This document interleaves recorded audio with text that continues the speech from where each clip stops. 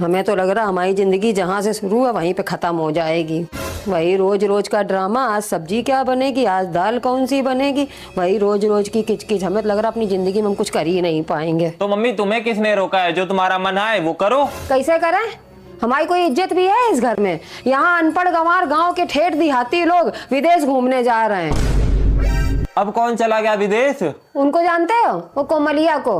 अरे तुम्हारी कोमल मौसी, वो हमारे सामने 4 बार फेल हुई हाई स्कूल में है, और वो चली गई वॉशिंग मशीन घूमने के लिए। हम यहीं पड़े रजैया कंबल खड़ी कर रहे हैं। Washing machine? अरे वो वॉशिंग मशीन नहीं होता है, वॉशिंगटन होता है, वॉशिंगटन। हाँ ठीक है, हमारे दोनों एक ही जैसे आएंगे। हमारे नसीब में तो वॉशिंग मशीनें लिखी थी।